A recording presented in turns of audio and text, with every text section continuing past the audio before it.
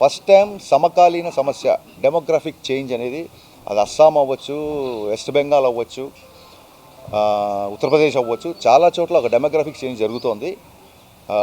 Illegal immigrants యొక్క effect, దాని మూలంగా మన మన మన పౌరుల నుంచి మిస్ అయిపోతున్న ఆధార్ కార్డులు, మన దగ్గర నుంచి మిస్ అయిపోతున్న ఓటర్ ఐడి కార్డులు, ఇలాంటివి ఎలా జరుగుతుందో మీరు పేపర్లో చూడండి, యూట్యూబ్లో చూడండి.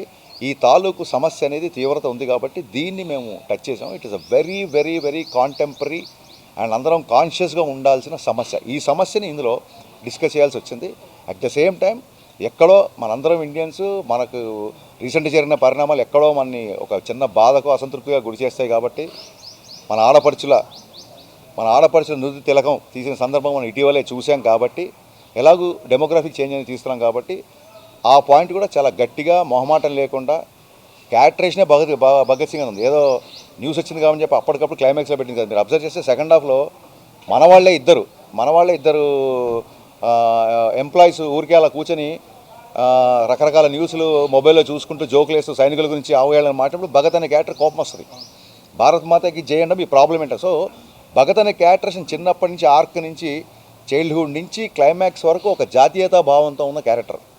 అందుకు క్లైమాక్స్లో మామూలుగా బొట్టు పెట్టడం అనేది మన ఆడపడుచులు చేస్తారు. ఇప్పుడు మీరు హోటల్కి వెళ్ళినా, ఎక్కడికి వెళ్ళినా, క్రికెటర్స్కి, వీళ్ళకి హోటల్లో లేడీస్ బొట్టు పెడతాం. ఆడపడుచులకి హక్కు ఉంటుంది మనకు బొట్టు పెట్టే హక్కు. అది తెలంగాణలో మంగళారతులు ఇచ్చిన దీపావళికి, లేదా ఏదైనా శుభకార్యంకి వెళ్ళినా, ఒక జాబ్ ఇంటర్వ్యూకి వెళ్తున్నా, ఒక ఎగ్జామ్కి వెళ్ళినా అమ్మనో, అక్కనో, చెల్లినో బొట్టు పెడతారు. అలాంటి మన సోదరిమణులకి, మన అమ్మలది, మన సోదరులి, మన అక్కలది, మన చెల్లిది సింధూరం గురించి అంత పెద్ద ఇష్యూ జరిగి వాళ్ళకి అంత విషాదం వచ్చింది కాబట్టి ఆ డైలాగ్ వచ్చింది. ఒక పెయిన్లోంచి, ఒక చిన్న కాన్షియస్లో నుంచి వచ్చిన డైలాగు. బొట్టు పెట్టడం అనేది మా ఆడపడిచే సంప్రదాయం.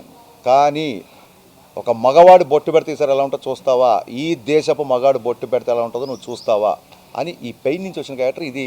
అప్పటికప్పుడు క్లైమాక్స్ లేదో పంచ్ డైలాగ్ గురించి రాసింది కాదండి.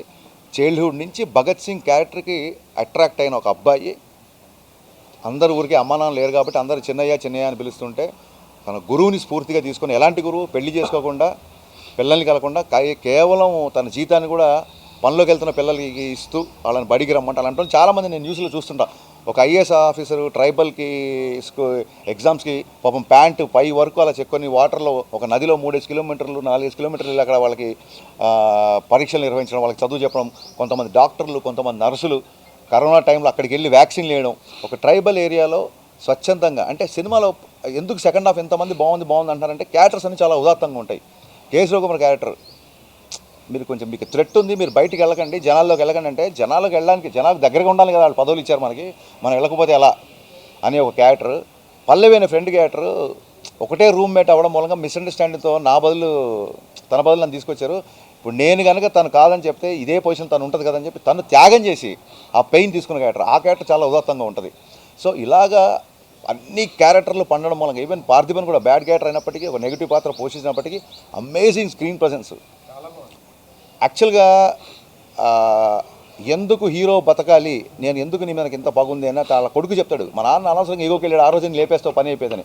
సో ఒక అధికారం లేకపోతే ఒక అహంభావం ఉన్నప్పుడు కొంత మనుషులు ఒక మొండి పట్టుకు ఒక ఈగోకి వెళ్తారు చూసారా, అలాంటి ఒక నెగిటివ్ క్యారెక్టర్. సో ప్రతి క్యారెక్టర్ చాలా అద్భుతంగా పండడం మూలంగా మీరు అందరూ సెకండ్ హాఫ్ బాగుంది అన్నారు. సెకండ్ హాఫ్ బాగుంది అంటే ఫస్ట్ హాఫ్ బాగాలేదు కాదు, ఫస్ట్ హాఫ్ కంటే సెకండ్ హాఫ్ బాగుంది.